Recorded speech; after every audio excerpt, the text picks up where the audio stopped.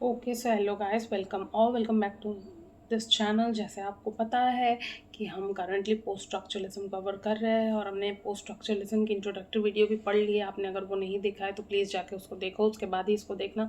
सबसे पहले आप स्ट्रक्चरलिज्म देखना, उसके बाद आप पोस्ट स्ट्रक्चरलिज्म की इंट्रोडक्टरी वीडियो देखना, उसके बाद इसको देखना, वरना आपको कुछ समझ में नहीं आने वाला है इस वीडियो में, right. So without wasting much time शुरू करते हैं। So your Roland Barthes, he was born in 1915 and he died in 1980। ठीक है। He was a French literary theorist, essayist, philosopher, critic and semiotician. Semiotician is someone जो कि science की पढ़ाई करते हैं, SIGNS, साइंस की, स्टडी ऑफ साइंस। ठीक है। His work engaged in the analysis of variety of science systems mainly derive from western popular culture. इसमें से बहुत कुछ प्रीवियस ईयर क्वेश्चन का चीज़ है। ये आप जो ये पहला स्लाइड देख रहे हो इसमें भर भर के ज़्यादा पोर्शन इसका प्रीवियस ईयर क्वेश्चन का ही है। ठीक है। So mainly derive from western popular culture, वहाँ का जो साइंस सिस्टम था उसको पढ़ रहे थे। He practice the structural analysis of science, he played significant role in the development of semiology, again the same thing. इसीलिए बार बार, क्योंकि PYQs में आया है हर लैंग्वेज में, मैंने इसको यहाँ पे रखा है। ठीक है। The points of convergence between Derrida and Barthes. अब Derrida is a person associated with deconstruction. जब हम डीकंस्ट्रक्शन पढ़ेंगे तो तब हम डेरिडा को इन डिटेल पढ़ने वाले, पर अभी आप इतना ही पढ़ो यहाँ पे जितना है, और बार्ट्स को तो इस वीडियो में कवर कर ही रहे। सो इन दोनों के बीच में क्या कॉमन पॉइंट है, ये प्रीवियस ईयर क्वेश्चन है, right. Both believe in the endless play in language and literary text. तो दोनों दोनों को ऐसा लगता है कि लैंग्वेज इज समथिंग जिसका बहुत ज़्यादा एंडलेस मीनिंग्स है, एक स्टेबल मीनिंग नहीं है, जो कि पोस्ट स्ट्रक्चरलिज्म का मेन आर्गूमेंट है। अगर आपने इंट्रोडक्टिव वीडियो देखा होगा तो आपको पता होगा। Both conclude that the meaning of a text is not final. हाँ, कोई मीनिंग फाइनल कैसे हो सकता है? हर एक इंसान जब उस टेक्स्ट को पढ़ता है, हर एक इंसान अपने तरीके से उसको इंटरप्रेट करता है, तो आप किसी मीनिंग को फाइनल मीनिंग नहीं बोल सकते। They believe that no meaning is reliable, और उन्हें ऐसा लगता है कि कोई भी मीनिंग रिलायबल नहीं है, जो कि बिल्कुल सही है, क्योंकि ऑथर ने किसी एक इंटेंट के साथ लिखा है। डेफिनेटली आपके इंटेंट को ऑथर के इंटेंट के साथ अलाइन होना है ऐसा ज़रूरी नहीं है, बट इंटेंट कैसे, कोई भी मीनिंग रिलायबल कैसे हो सकता है? आप अपने लाइफ के एक्सपीरियंस से अपने तरीके से उसको इंटरप्रेट कर रहे हो, कोई और जब उसको पढ़ रहा है तो वो अपने लाइफ के एक्सपीरियंस के ऊपर से उसको इंटरप्रेट कर रहा है। सो ऐसे मीनिंग, इस मीनिंग को रिलायबल नहीं कहा जा सकता है। ठीक है। क्योंकि ये पर्सन टू पर्सन वेरी करता है और पर्सन टू पर्सन डिपेंड करता है किसी भी लिटरेरी टेक्स्ट का meaning. They believe that the relationship between words, meanings and text are intrinsic to meaning rather than the word itself. So ये जो चीज़ें हैं, ये जो रिलेशनशिप है इन वर्ड्स के बीच में और टेक्स्ट के बीच में, इस और मीनिंग्स के बीच में, ये इंट्रिंसिक है, बहुत ज़्यादा इंडिविजुअल टू इंडिविजुअल डिपेंड करता है। और ये बहुत एक अंदरूनी चीज़ है। ये वर्ड, सिर्फ वर्ड का कुछ लेना देना नहीं है। The reader who is reading the text, उसका लाइफ बहुत ज़्यादा रोल प्ले करता है उसके इंटरप्रिटेशन ऑफ टेक्स्ट के लिए, जो कि बिल्कुल एक ऑब्वियस सी बात है और इसे हम कोई नेग्लेक्ट या रिजेक्ट नहीं कर सकते। सो इसीलिए ये सारी चीज़ें जो है, मीनिंग्स जो है, ये वर्ड में कंटेन नहीं है, ये इंडिविजुअल में है, right. Yes, Roland Barthes famously shifted from structuralism to post-structuralism during the late 1960s. So Barthes was someone who shifted from structuralism to post-structuralism. ठीक है, जो मैंने आपको ऑलरेडी बताया है इंट्रोडक्टरी वीडियो में, but still I am repeating it. अब उसके बाद उनके स्ट्रक्चरलिस्ट, जब वो अपने आप को एज स्ट्रक्चरलिस्ट देखते थे, राइट, उन्होंने तो स्ट्रक्चरलिज्म से पोस्ट स्ट्रक्चरलिज्म में अपना जो स्टांस है वो चेंज किया है। तो when he perceived himself as a structuralist, उस टाइम के वर्क से ये सारे आप रोक के पढ़ लेना। ठीक है। उसके बाद इसमें एक वर्क है, आप देखो, introduction to the structural analysis of narrative. यहाँ पे उन्होंने he propose 3 levels of narrative structure, functions, actions and narration. ये इस वर्क से ये एक पॉइंट पूछा गया था, प्रीवियस ईयर क्वेश्चन है, इसीलिए इसको यहाँ पे रखा है। ठीक है। और बहुत सारे वर्क्स इसमें है जो कि मुझे इन डिटेल डिस्कस करना पड़ेगा, तो वो बाद में इसी वीडियो में होंगे। और ये इस वर्क से बस ये एक छोटा सा पॉइंट ही था, तो मैंने यहाँ पे डिस्कस कर दिया इसको। सो ये उनका स्ट्रक्चरलिस्ट फेज के वर्क्स है।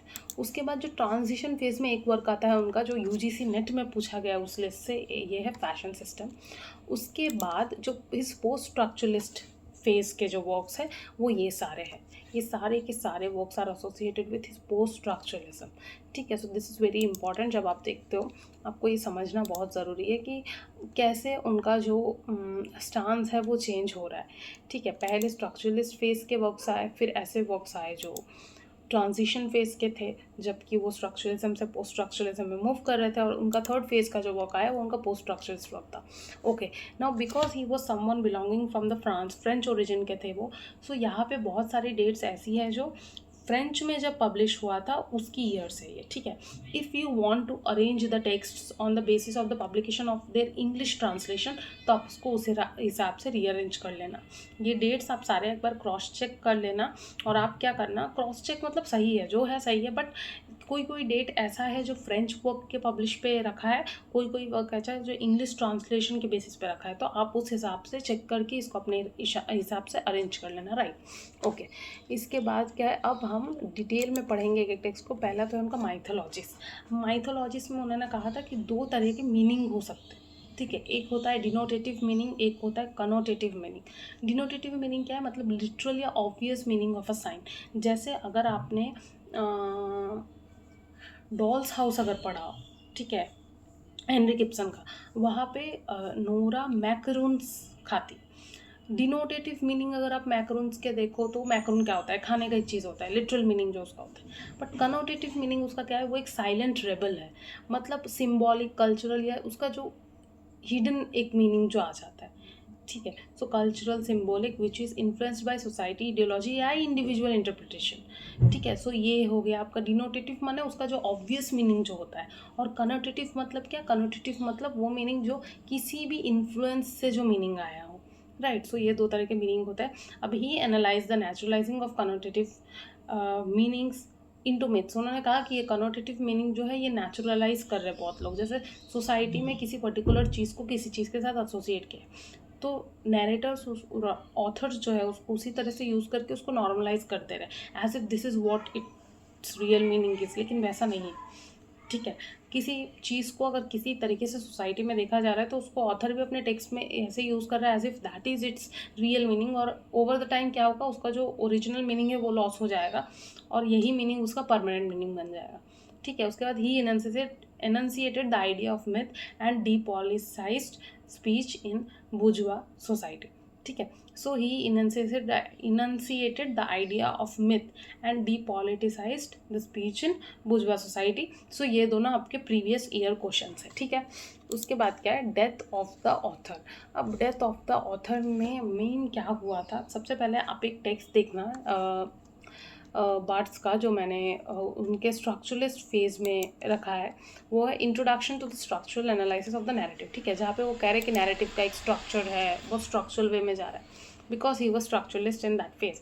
डेथ ऑफ द ऑथर में क्या बोल रहा है, ऑथर का डेथ हो गया, the time the text is publish the author is dead. मतलब क्या है, अब उस ऑथर का उस टेक्स्ट के ऊपर कोई राइट नहीं है, राइट नहीं इन द सेंस कि अब आप फ्री हो उसको इंटरप्रेट करने के लिए। The moment the text is published there is no relation between the author and the text. You as an individual are free to interpret the text in the way you like to interpret it, and no one can say that your interpretation is wrong, ठीक है। ये उनका main argument था यहाँ पे। इसीलिए author जो है वो ओरिजिनल क्रिएटर है, लेकिन स्क्रिप्टर क्या है, स्क्रिप्टर वो है जो उसको न्यू वे में फिर से री इंटरप्रेट करेगा।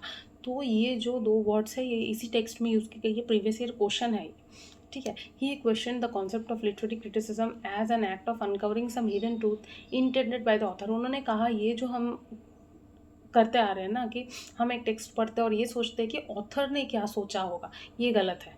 ऐसा क्यों होगा, when you are reading a text आप उसको अपने हिसाब से समझोगे। आप ये देखने के लिए एक पर्टिकुलर, अगर आप मूवी का ही एक एग्जांपल लो, आप मूवी ये देखने के लिए जाते हो कि डायरेक्टर ने क्या सोचा होगा, नहीं, आप उसको अपने तरीके से समझने जाओगे। आप इसलिए क्यों जाओगे कि डायरेक्टर ने उसको क्या सोचा होगा, उस हिडन ट्रूथ को मुझे अनकवर करना है, जानना है, नहीं। as a person sitting in the audience, you are not bound to be someone who is going to watch a movie to understand the perspective of the director or the writer. You are someone who is free and you will understand it the way you want to understand it on basis of your life experience.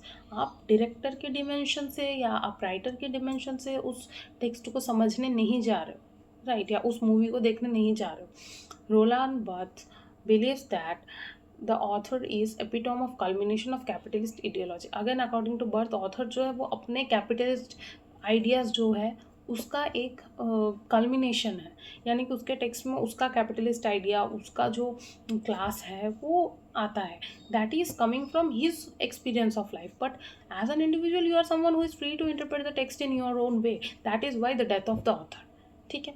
We know now that a text is not a line of words releasing a single theological meaning, the message of the author or God, but a multidimensional space in which a variety of writings, none of them original, blend and clash literature by refusing to assign a secret and ultimate meaning to the text and to the world as text, liberates that may be called an anti-theological activity. This is truly revolutionary, since to refuse to fix meanings is in the end to refuse God and his hypothesis, reason, science and law. अब इस statement को समझते हैं. You know now that a text is not a line of words releasing a single theological meaning, the message of the author God. यानी अब आपको पता है कि टेक्स्ट जो है वो एक गॉड का या ऑथर का मैसेज नहीं है. आप ऑथर को गॉड बना लेते हो और आप उस मीनिंग को सर्च करने जाते हो, जो कि गलत है. बट एक टेक्स्ट क्या है? मल्टी डिमेंशनल स्पेस है जहाँ की बहुत सारे आइडियाज़ है, in which a variety of writings, none of them original. बहुत सारी राइटिंग्स जो एक भी जो ओरिजिनल नहीं है, ब्लेंड करती है, क्लैश करती है लिटरेचर में, by refusing to assign a secret and ultimate meaning. वो कोई सीक्रेट या अल्टीमेट मीनिंग आपके लिए नहीं लेकर आ रही है. वो बस एक टेक्स्ट है जो लिबरेट करती है, जो कि what may be called an anti-theological activity that is truly revolutionary, since to refuse to fix meaning is in the end to refuse God and his hypothesis, reason, science, law. So आप अपने तरीके से text को समझने जा रहे हो और अपने तरीके से समझे हुए मीनिंग को कोई ये नहीं बोलेगा कि आप एंटी थियोलॉजिकल हो रहे हो, आप गॉड के अगेंस्ट जा रहे हो. नहीं, ठीक है. और ये एक रिवॉल्यूशनरी एक्शन भी हो जाता है, क्योंकि जो अथॉरिटी है जिसने टेक्स्ट लिखा है उसको आप चैलेंज भी कर रहे हो. सो दिस इज़ योर थिंग. और चैलेंज करके आप उसके रीज़न, उसके साइंस, उसके लॉ को रिफ्यूज़ करके अपने हिसाब से उसको इस्टेब्लिश करो. ओके, सो ये है. अब नेक्स्ट स्लाइड में आ जाते हैं, जो कि है स ज जिसको बोलते हैं. ठीक है. सो ये जो स ज है, ठीक है, he analyse story called Sarrasine by Honore de Balzac. तो बार्ट्स ने हॉनर डी बाल्ज़ाक के जो सैरासिन वाली जो स्टोरी थी उसको एनालाइज किया था और 5 कोड निकाले. सो स्टोरी के हिसाब से हम यहाँ पे नहीं जाएंगे, क्योंकि वो स्टोरी आप उसमें से शायद बहुत लोगों ने नहीं पढ़ी होगी, तो आपको प्रॉब्लम होगा. तो हम इसको इन जनरल लिटरेरी टेक्स्ट के बेसिस में हर कोड को समझने की कोशिश करेंगे. सबसे पहले आता है प्रो एरिएटिक कोड. अब ये प्रो एरिएटिक कोड क्या है? इसका मतलब ये होता है कि एक एक्शन अगर हुआ है तो उसके बाद एक और चीज़ तो होगी. मतलब अगर किसी ने किसी को चाकू अगर मार दिया तो पर्सन मर ही जाएगा ना. इस एक्शन लीड्स टू चाकू किसी को मारना इज इक्विवेलेंट टू डेथ. सो एक एक्शन के बाद दूसरा एक्शन हो रहा है, राइट. सो एक ऑर्डर में सीरियली ऐसे ही होता है. उसके बाद क्या है? हर्मेनेटिक कोड. मतलब टेक्स्ट में जो हिडन साइंस होते हैं, जो जिसको हमें ट्रूली नहीं बताया गया है, कुछ चीज़ें बस छोड़ दी गई है हमारे इंटरप्रिटेशन के लिए और उन्हें नहीं बताया गया है हमें कि उसका असली मतलब क्या है और उसके पीछे की स्टोरी क्या हो सकती है. जैसे हीथक्लिफ चला जाता है और बहुत दिन बाद बहुत अमीर होकर आ जाता है, हमें आज तक नहीं पता कि क्या था ऐसा जिसने हीथक्लिफ को इतना अमीर कर दिया, राइट. उसके बाद कल्चरल कोड. कल्चरल कोड क्या है? जो कल्चर टेक्स्ट में रिफ्लेक्ट होता है. जैसे युधिष्ठिर ने राजसूय यज्ञ कराया था, तो जब आप महाभारत पढ़ते हो तो आपको पता चलता है राजसूय यज्ञ करके भी कुछ था, ठीक है. उसके बाद सिम्बॉलिक कोड. सिम्बॉलिक क्या होता है? रिटोरिक, सेक्सुअल या इकोनॉमिक कोई भी चीज़ जो सिम्बॉलिकली बेसिकली जो चीज़ें हमें टेक्स्ट में मिलती है, ठीक है, सिम्बॉलिक आइडियाज, वो होता है आपका सिम्बॉलिक कोड. और सेमिक कोड क्या होता है? सेमिक कोड मतलब कनोटेटिव लैंग्वेज होती है जो कि डिनोटेटिव के बियॉन्ड जाती है. अगर आपने ग्रेट गैट्सबी देखा हो तो वहाँ जो प्रोटैगनिस्ट है वो बहुत सारी पार्टीज देता है. सरफेस ऊपर के लेवल पे हमें क्या लगता है? अच्छा, प्रोटैगनिस्ट को शायद पार्टीज बहुत पसंद होगी डिनोटेटिव लेवल पे. पर कनोटेटिव लेवल पे क्या पता चलता है? That the person is very rich. ये पार्टीज उसकी रिचनेस, अमीर है वो, ये सिग्निफाई करती है, राइट. उसके बाद he perceived meaning as an effect of various interconnected connections among linguistic codes. तो अब जो मीनिंग जनरेट करते हो एक टेक्स्ट से, वो इन सारी लिंग्विस्टिक कोड्स की आपस में इंटरेक्शन के बाद जनरेट होता है, इंटरकनेक्शन के बाद जनरेट होता है. He identify the various codes found in the process of structuration. तो जब स्ट्रक्चर करता है एक राइटर एक टेक्स्ट को, तो उसमें ये सारी कोड जो है वो निकलती है और हमें भी पता चलती है तब, ठीक है, जब हम उसे बार बार पढ़ते हैं. सो उसके बाद क्या है?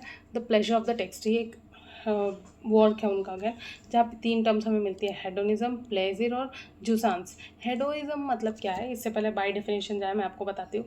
हेडोनिज्म मतलब आप जब भी कोई टेक्स्ट अपने प्लेजर के लिए पढ़ रहे हो, ठीक है, आप ये टेक्स्ट इसलिए नहीं पढ़ रहे हो कि आपको एकेडमिकली बहुत इंटेलेक्चुअल होना है, आप इसीलिए पढ़ रहे हो कि बस आप प्लेजर के लिए, अपने सेंस ऑफ प्लेजर के लिए, ग्रेटिफिकेशन के लिए, अपनी शांति के लिए पढ़ रहे हो, ठीक है. ये होता है आपका हेडोनिज्म। अब बाय डेफिनेशन आते हैं, rather than describing a simple egoistic pursuit of gratification, Barthes hedonism focuses on the sensory, intellectual and erotic pleasure found in reading, writing and consuming art। ठीक है, तो ये जो आपको एक प्लेजर मिलता है, प्लेजर के लिए आप इसलिए नहीं पढ़ रहे हो कि आपको बहुत ज़्यादा इंटेलेक्चुअल हो जाना है इसको पढ़ के, आपको जो प्लेजर मिलता है इसलिए, आप किसी और को कुछ प्रूफ करने के लिए नहीं पढ़ रहे हो, आप बस खुद के प्लेजर के लिए पढ़ रहे हो। ठीक है, आप किसी के सामने जाके बोस्ट करोगे कि मुझे इतना नॉलेज है, मैं इतना इंटेलेक्चुअल नहीं, आप इसीलिए पढ़ रहे हो कि आपको पर्सनल लेवल पे लगे कि हाँ मुझे नॉलेज है, मैं इंटेलेक्चुअल हूँ, मुझे प्लेजर मिल रही है पढ़ के, मुझे बहुत ज़्यादा प्लेजर लग रहा है। उसके बाद क्या है, प्लेजिर। प्लेजिर मतलब क्या है, comfortable fulfilled pleasure link to cultural and linguistic familiarity. मतलब एक ऐसा प्लेजर जो आप जिससे फेमिलियर हो, आपके कल्चर के बेसिस पे जो आता हो। ठीक है, आपके कल्चरल एरिया में ही वो आता हो, आपके कल्चर के बाहर का प्लेजर नहीं है, ऐसा प्लेजर नहीं है जो शायद आपके कल्चर में गलत अज्यूम किया जा रहा है। और जोसास क्या है, जोसास एक ऐसा प्लेजर है जो आपके कल्चर के बाहर का प्लेजर है। ठीक है, so an intense sometimes painful ecstatic pleasure that breaks down the reader subjectivity and cultural norms. मतलब आपका जो कल्चरल एरिया है उसके बाहर का प्लेजर है, यानी जब आप ए के रामानुजन का still another weave of grace पढ़ते हो, वहाँ पे when he is getting intimately attracted to a woman, physically attracted to a woman because he comes from a Brahmin family, that is a pleasure that is out of his cultural context। तो वो जोसांस हो गया। और pleasure मतलब एक ऐसा pleasure जो आपके कल्चरल कॉन्टेक्स्ट में आता हो, तो that is not a problematic thing. ठीक है, तो नाउ आई होप आपको समझ में आ रहा हो मैंने क्या बोला है। अच्छा ओके, उसके बाद क्या है, फ्रॉम वर्क टू टेक्स्ट। ये एक वर्क है जहाँ पे उन्होंने वर्क और टेक्स्ट इन वर्ड्स में भी क्या डिफरेंस है उन्होंने बताया। वर्क मतलब ऐसा टेक्स्ट जो क्लोज एंडेड है, मतलब वहाँ पे आपके राइटर ने उसको ख़त्म कर दिया और आपको भी, अच्छा उसमें इंटरप्रिटेशन का कोई जगह नहीं है, ओपन एंडेड नहीं है वो, वहाँ पे एक आंसर दे दिया गया है और हाँ यही है। टेक्स्ट इज समथिंग जो ओपन एंडेड है, जहाँ पे आपको क्वेश्चन मिलता है कि अच्छा इसके बाद क्या हुआ होगा, इसके बाद क्या हुआ होगा, इसके बाद जब नोरा चली जाती है डॉल्स हाउस में उसके बाद क्या हुआ होगा, या सन्स एंड लवर्स में उसके बाद क्या हुआ होगा। ओपन एंडेड चीज़ है ये, टेक्स्ट है। और वर्क क्या है, वो वर्क इज़ क्लोज एंडेड, वहाँ पे आप कुछ इंटरप्रेट करने के लिए आपको कोई जगह नहीं छोड़ा जाता। The text is plural and the work is ordinarily the object of consumption. Text plural है, टेक्स्ट ओपन टू इंटरप्रिटेशन है, टेक्स्ट में बहुत सारे आइडियाज़ है, बट वर्क क्या है, वर्क एक ऑब्जेक्ट ऑफ कंजम्पशन है। ठीक है, मतलब है आपने उसको पढ़ लिया, वर्क ख़त्म है। वर्क जिस मोमेंट आप उसको पढ़ना ख़त्म कर दोगे वर्क ख़त्म हो जाएगा, वर्क वर्ड जो है। बट टेक्स्ट इज समथिंग जो आपके लिए हमेशा ओपन रहेगा। तो इन दोनों वर्ड्स को ही वो पहले डिफ्रेंशिएट करे वर्ड के लेवल पे ही, उसके बाद तो उसको डिफरेंट यूजेस वो बता रहे। Text is held in language. ठीक है, टेक्स्ट जो है वो लैंग्वेज में है, क्योंकि लैंग्वेज अलग अलग लोगों के लिए अलग अलग मीनिंग उसमें से निकल सकता है। Text is a methodological field, क्योंकि उसमें स्टडी के लिए बहुत जगह है, वर्क की तरह क्लोज एंडेड नहीं है। सो ये था आपका रोलांड बार्थ्स। आई होप आपको समझ में आया हो, जितना डिटेल में हो सकता है उतना डिटेल में मैंने समझाने की कोशिश की है, बहुत सारे एग्जांपल्स दिए। इसके बाद भी समझ ना हो रहा हो तो थोड़ा बैक कर लेना, आपको समझ में आ जाएगा। सो या this was all that I wanted to share with you people. इसके बाद नेक्स्ट वीडियो में मिलते हैं होपफुली मिशेल फुको के साथ। तो या थैंक यू।